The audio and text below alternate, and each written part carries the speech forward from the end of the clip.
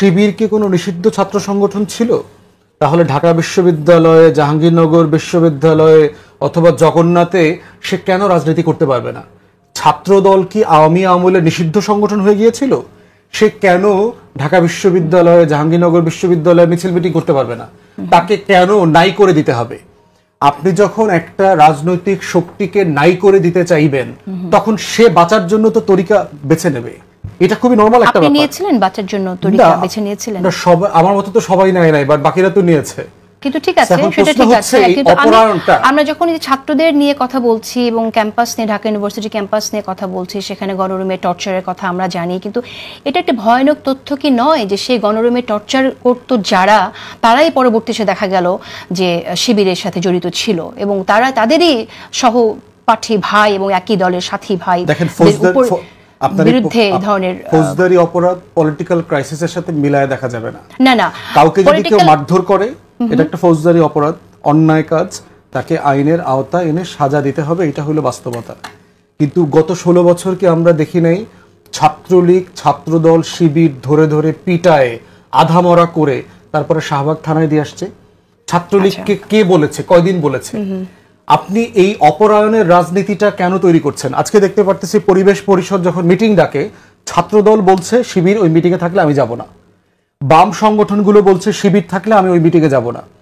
তাহলে আপনি একটা গণতান্ত্রিক মূল্যবোধের রাজনীতিটা হইল কোথায়? আচ্ছা, তাহলে এই অপরায়ণের রাজনীতির জন্যই এইভাবে সুপ্ত থাকা এবং পরিচয় গোপন করে থাকা, এই সংকটগুলো এইভাবে তৈরি হচ্ছে। কিন্তু আমরা শুনছি যে শুধুমাত্র ইউনিভার্সিটিতে না, এমনকি প্রশাসনেও এই জিনিসটা হয়েছে, যে কারো জামাতের প্রতি সমর্থন থাকলে বা অতীতে জামাতের রাজনীতি করে থাকলে পরিচয়, এখন সাডেনলি সব আমলারা বিএনপি হয়ে গেছে না, আমরা জানি না, গোপন করেছে। গত 16 বছর যে আমলারা আওয়ামী লীগের পা চাটছে, যারা all the prime ministers man হয়ে গেছিল, তারা এখন বিএনপি হয়ে গেছে না রাতারাতি।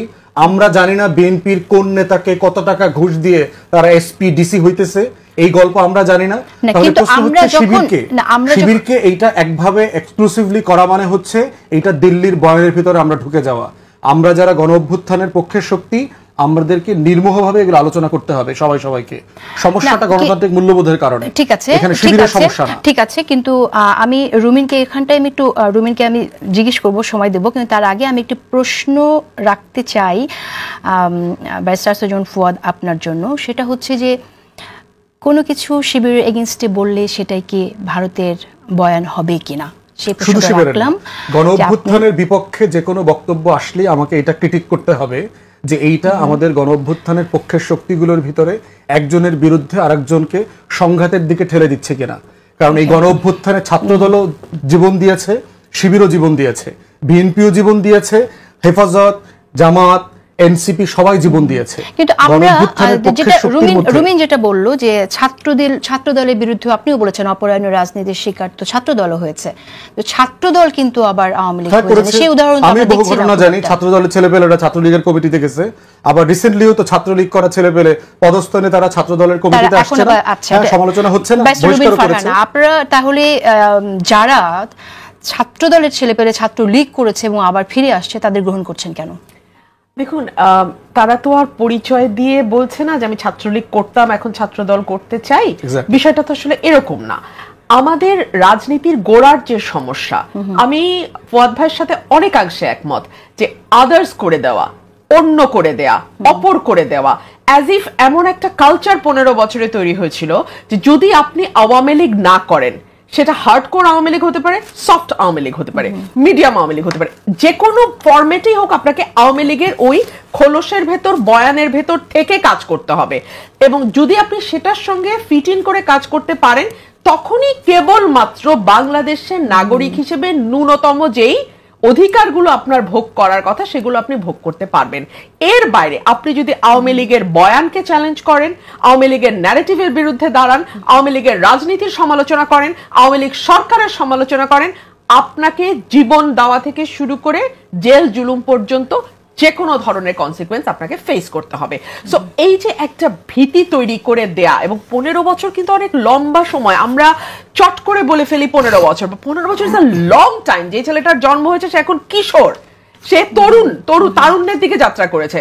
সো 15 বছরে যখন একটা পলিটিক্যাল কালচারের মধ্যে জিনিসটা প্রথিত হয়ে যায় যে তুমি সরকারি বয়ানের বাইরে, সরকারি দলের বয়ানের বাইরে যদি ভিন্ন মত লালন করো, পালন করো, তোমাকে যে কোনো কনসিকুয়েন্সের জন্য রেডি থাকতে হবে। এখন যারা বেঁচে থাকার জন্য ওই প্রসেসটা নিয়েছে, অবলম্বন করেছে, ছাত্র দলে যদি কেউ করে থাকে বা বিএনপিতে যদি কেউ করে থাকে, শিবিরে যদি কেউ করে থাকে, তাদেরকে ভবিষ্যতে ট্রাস্ট করার জায়গায় আমরা কি আশা করব? দেখুন, আমরা যদি পলিটিক্যাল কালচারটা চেঞ্জ করতে না পারি, আমরা কিন্তু 1000 কর্মী, 5000 কর্মী, 10,000 কর্মী বদল করে বা তাদেরকে অবিশ্বাস করে বা তাদেরকে দল থেকে বের করে দিয়ে কিংবা তাদেরকে দলে কোণঠাসা করে রেখে আমরা পলিটিক্স করতে পারবো না। রাজনীতির গোড়ার সমস্যাটাকে, একটা তো ফুয়াদ ভাই বললেন যে আদার্স করে দেয়া এবং তাকে সকল রকম ঝুঁকির মুখে ফেলে দেয়া, আর 2 হচ্ছে লোভের রাজনীতি।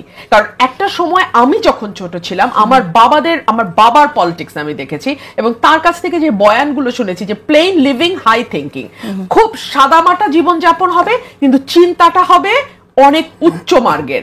আর এখন হচ্ছে প্লেন থিঙ্কিং হাই লিভিং এর যুগ।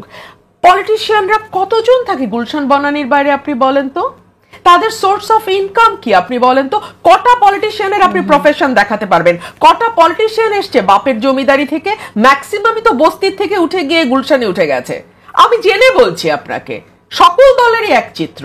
ম্যাক্সিমামেরই পারিবারিক ব্যাকগ্রাউন্ড চেক করবেন, ওই ব্যাকগ্রাউন্ডে আপনি কোনো 2-3 পুরুষের তো দূরেই থাক, এক পুরুষের শিক্ষাও খুঁজে পাবেন না। তো তারা অনেকগুলো বিষয়ে আমরা কথা বলবো না, আমি শেষ করছি।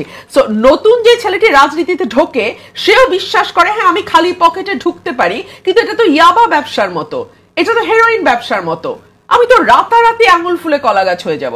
সো আমি বরং সরকারি দলের সঙ্গেই থাকি। এখানে নীতি আদর্শের কোনো কারবারই নাই, এখানে নীতি আদর্শের কোনো বিষয় এখানে কাজ। এই জায়গা থেকে আমরা বের হতে পারলাম না? বার হতে পারি নাই তো। বার হতে কি আমরা চাইছি? আপনাকে কে বললো বার হতে আমরা চাইছি?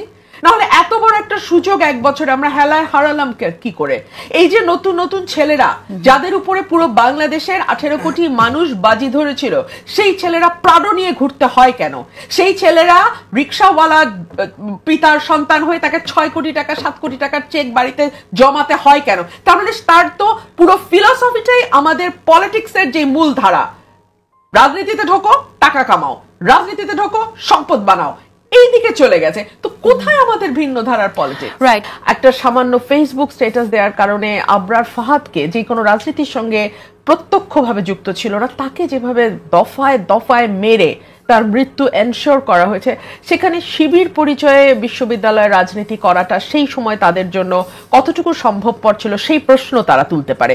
তবে একই সঙ্গে পাল্টা উদাহরণ তো আমরাও দিতে পারি যে আমাদের ছাত্র দলের ছেলেদের উপরও তো কম নির্যাতন হয়নি, বিএনপি পুরো দলটির উপরও তো নির্যাতন কম হয়নি। কিন্তু আমার মনে হয় না আপনি একটি উদাহরণও দেখাতে পারবেন যেখানে দেখা যাচ্ছে যে একজন ছাত্র দল কর্মী বা যুবদল কর্মী বা স্বেচ্ছাসেবক দলের কর্মী কিংবা অন্য কোনো ভাতৃপ্রতিম বা অঙ্গ সংগঠনের কোনো কর্মী আওয়ামী লীগ পরিচয় বা আওয়ামী লীগের কোনো ভাতৃপ্রতিম সংগঠনের পরিচয় তারা রাজনীতি করেছে।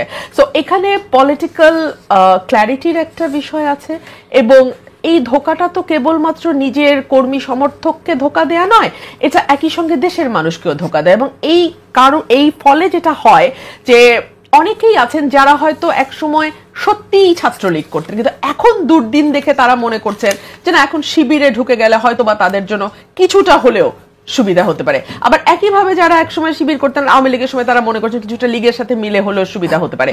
সো আননোন ফেসের এটা হচ্ছে সুবিধা। তারা যখন যে দল পাওয়ারে থাকে বা যখন যে দল ক্ষমতার কাছাকাছি থাকে, সেই দলের হয়ে তারা কাজ করেন এবং অনেক সময় দেখা যায় সেই দল থেকে নানান রকম সুযোগ সুবিধাও তারা পান। সো এটা নানানভাবে তাদের জন্য একটা সুবিধাজনক জায়গা তৈরি করে দেয়।